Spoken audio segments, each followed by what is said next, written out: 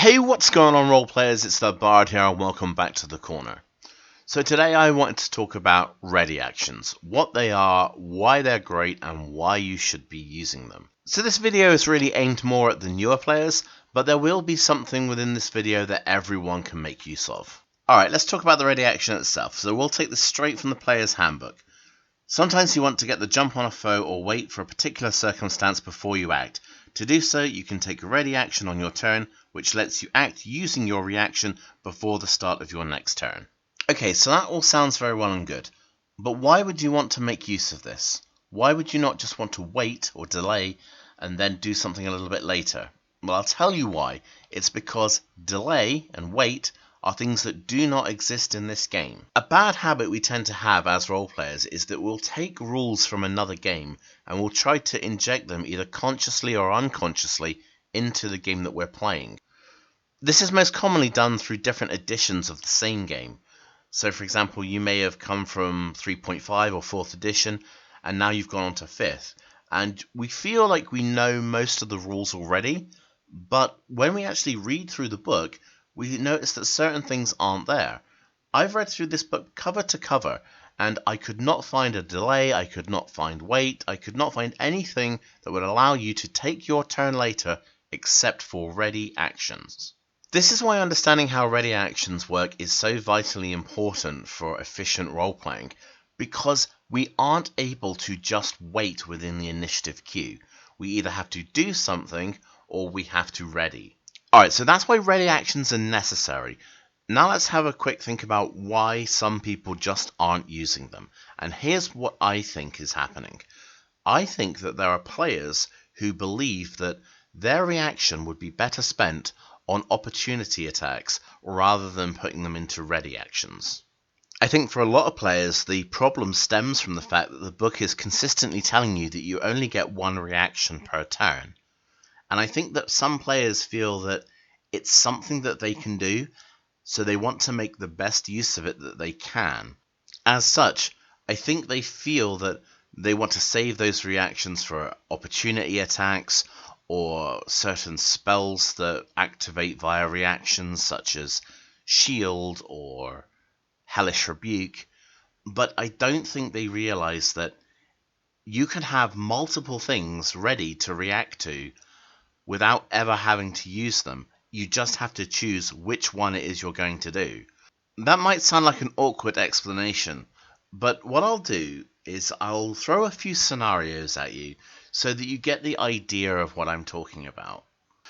So here we have our handy dandy little hex grid. In the red we have our fighter, blue we have our wizard, yellow we have our rogue, green we have our cleric, we have some gobbos and an ogre.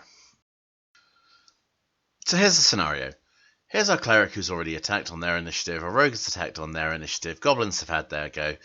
Now it's the wizard's turn, and he has to decide what he wants to do. Now this ogre is going to go before the fighter. The fighter's there saying, right, I really want to tank this ogre. I could really use a stone skin. So the wizard decides, fine, stone skin on the fighter, boom. Now it's the ogre's turn. What does the ogre do? He gets in there on the cleric.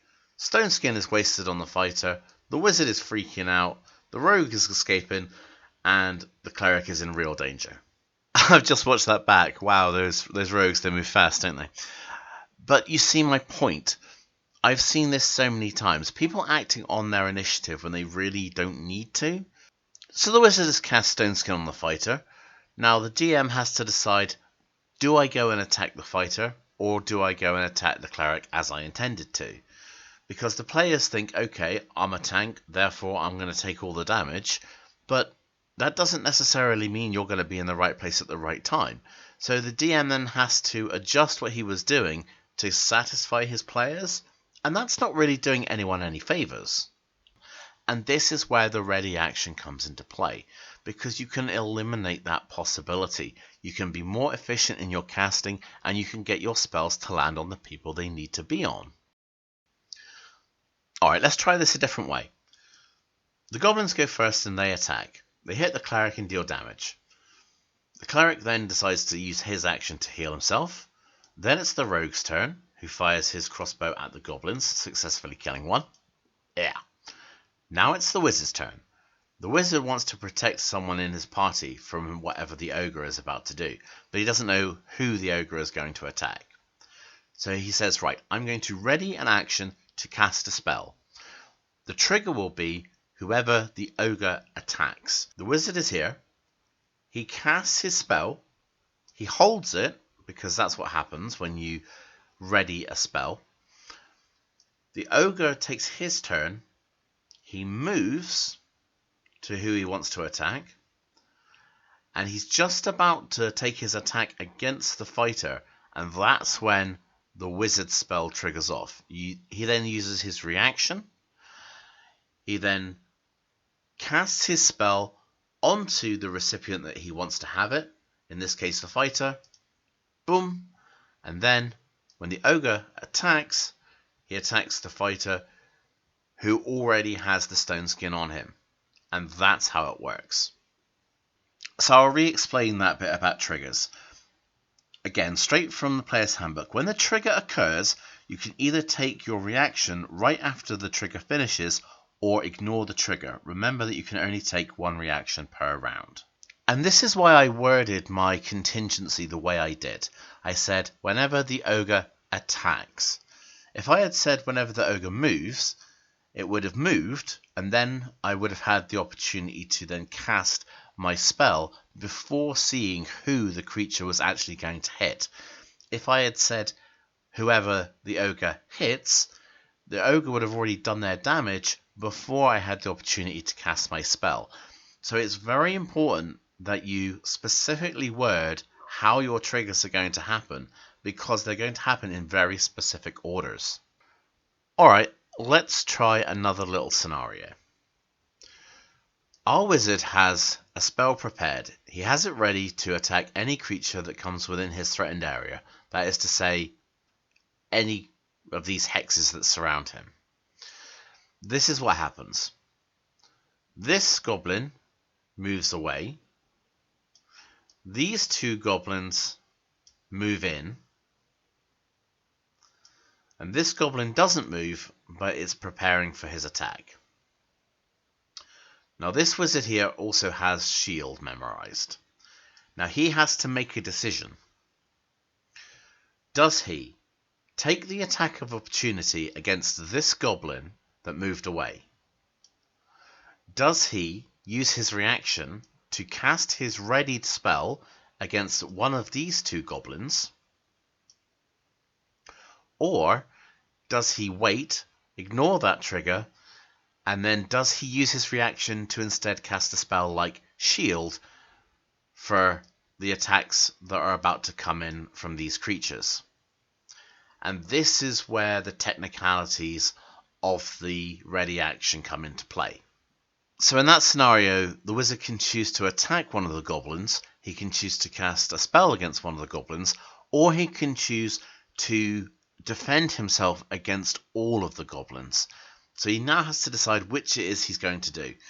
And it might be in the wizard's best interest to cast shield in that scenario, as it's likely going to help defend against 3 potential incoming attacks. So taking the readied action might not be the best strategy in this scenario, and he instead wants to use this reaction to cast shield. What happens to the ready action? Well, you are allowed to ignore your ready action. If the trigger happens, you are allowed to ignore it, and thus you can use your reaction for something else if you want to. Something to note for spellcasters, however, is if you ready a spell, then you're not going to be able to concentrate on a different spell, because readying a spell means you cast it and then you release the energy when your reaction happens. So the spell is already cast and you're just holding it and you're waiting for the opportunity to let it go.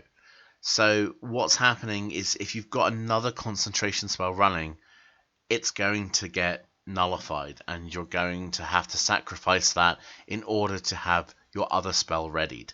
That's just something you really need to be aware of, because there are a lot of good spells that the wizard can cast, and there's a lot of value in being able to concentrate on them consistently from round to round. So it's a dangerous game it's a decision you have to think, is this going to be more beneficial for me to do this? Or is it going to be more beneficial for me to ready an action for something else that I'm doing? And that's the choice you have to make. There's other uses for ready actions as well. Interacting with objects at specific times is the classic. Another really good one for martial characters is if you're going to try to intercept a monster that's potentially going to move towards a vulnerable party member. That's a really good one for most of your fighters to be taking, like an interception style ready action, because it allows you to then get in and tank properly. So that's an overview about ready actions and roughly how they work. Do you use ready actions all the time? Have you never used them before? Are you thinking, I'd like to make better use of ready actions, but I don't really understand this concept of triggers and conditions and when things happen and when they don't? Well, tell me about it in the comments section. Have you had any interesting things that have happened as a result of ready actions? I'd like to hear about that. Or can you just not make them work for you? Is every time you ready an action, it just doesn't go your way? I'd like to hear all about these sort of things, so let me know in the comments below. Also, be sure to like the video, subscribe if you haven't already, hit the notification bell, and with all that being said, I will see you guys next time at the gaming table.